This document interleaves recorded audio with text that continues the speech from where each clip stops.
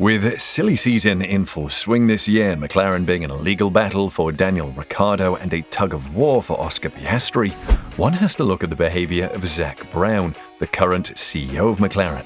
Has his handling of this situation been the best for the team?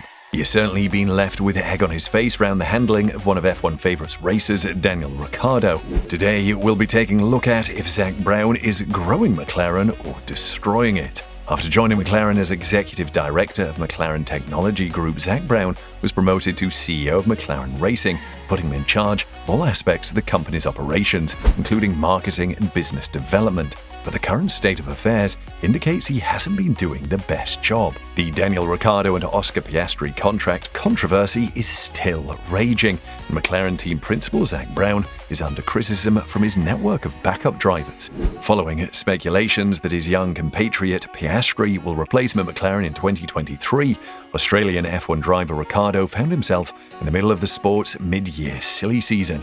The news broke after Fernando Alonso shocked the Formula One community by assuming Sebastian Vettel's vacant Aston Martin seat. Then Alpine announced that Piastri would take Alonso's position, but the Melburnian declined the offer, making a risky decision for someone who has never raced in Formula One. Ricciardo has now requested a $21 million payment from McLaren for the early termination of his contract. However, as the drama plays out, the consequences have reached as far as the United States. Alex Palou, Pato O'Ward, and Colton Herta, all IndyCar drivers, were vying for the open Alpine slot. But Brown appears to have disqualified the trio. Leading IndyCar driver O'Ward claims that Brown teased the Americans with the F1 carrot before betting on Piastri. O'Ward told ESPN, "I shouldn't be under that misconception, I think. I'm racing very high, but it's still not enough to persuade them. It's a very faraway dream. There are several factors at play that are unfathomable to me." It made me chuckle. When I saw that, I laughed. Brown had presented the same trophy to several other drivers. There is ultimately just one seat, not 5.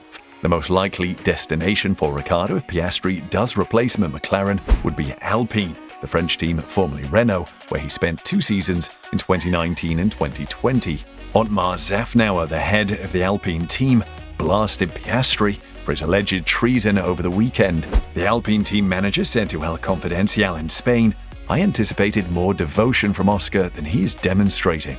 I began competing in Formula One in 1989, and I've never witnessed anything like this. And it has nothing to do with Formula One, but more with having integrity as a person.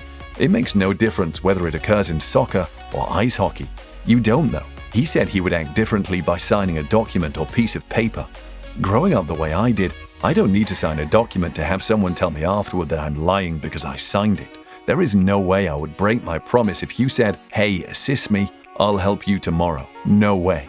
Szafnauer continued, "He should drive with the team that has taken care of him, that has brought him to the World Championship and, most all, that has placed him in a Formula One car over the last year so that he would be ready and so he would know the circuits." Given the fallout from the McLaren controversy involving Ricciardo and Piastri, many have questioned Zak Brown's integrity as a CEO, speculating that he may be pushing for Ricciardo's resignation because of relationship limits as he has had with former drivers in the past. But how true is this? In the face of rumors that there is a breach between him and Daniel Ricciardo, Zak Brown has stated that their relationship has never been better.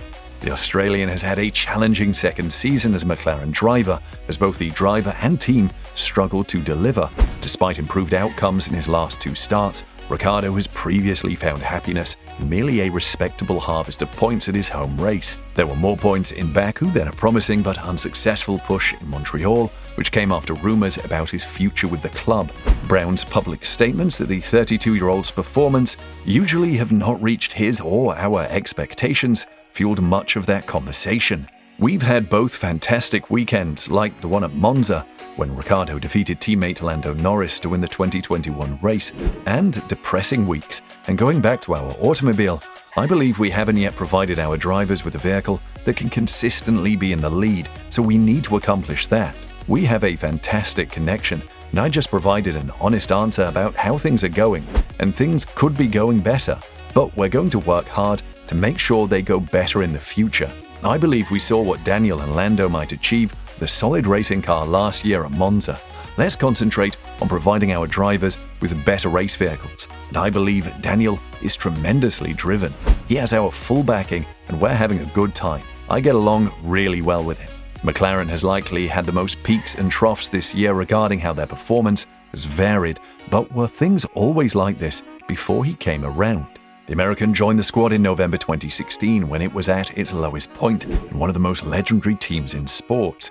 The team had 9 retirements throughout the season and finished 6th in the Constructors' Championship with Fernando Alonso and Jenson Button at the wheel. The next year they continued to decline as they finished 8th in the 2017 championship. Several people, including Brown, have been given credit for turning around the team's fortunes and the work ethic at the McLaren Technology Center.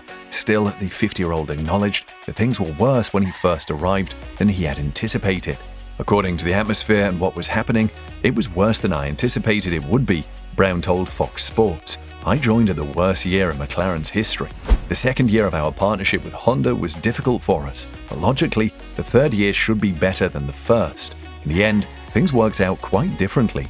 That wasn't just Honda's fault in my opinion, it was the ecosystem as a whole. Therefore, I mistakenly believed that I was entering something already on the upswing while it was still falling. So it was a surprise, but I knew given how many races this team had won and championships this team has won, there was a lot of potentials inside. They may have just needed some new leadership and direction to unlock the talent that was here, is here, and it's been a terrific experience. Lando Norris has become one of the sport's most promising athletes under Brown, and the team is placed as high as 3rd in the Constructors. The squad has also been cited as one of the most upbeat in the pit lane, and this was evident right after Daniel Ricciardo's victory at Monza in 2021. We're having fun, sort of on the cultural side, Brown added. I believe that if you're having fun while racing, how can you not enjoy yourself while doing it? Even if losing is not enjoyable. But if you're having fun, people will believe you and work harder. It's a challenging job. It's challenging work, but it's fun. Trust was low and communication was weak. Thus, the issues were all of a cultural nature. That was a start. Then we ran into technological problems. Our production plant was a little outdated, our simulator was obsolete, and a new wind tunnel was soon installed. I discovered that our team wasn't functioning as a team or as a single unit, and that our culture wasn't in a fantastic position. Technically speaking, we were also late on several of our investments, so I started working on addressing those 2 things. And things are doing well so far, but we're still not where we want to be. Changing a Formula One team is no easy task. Brown acknowledged that it was harder than he anticipated, but that the effort was worthwhile. According to Lando, I've liked everything. I believe it makes it more pleasurable because when you earn your first victory in Monza, all the effort, sweat and tears went into that moment. So to kind of go to Monza, an iconic track, finish 1-2, take the lead at the start, never look back, best launches in the race, best pit stops in the race, fastest laps in the race. I would have hated that to be our first win where you win a race that you never actually go racing. That was very satisfying because it simply all came together. Do you think Zak Brown is a problem in McLaren? Comment below.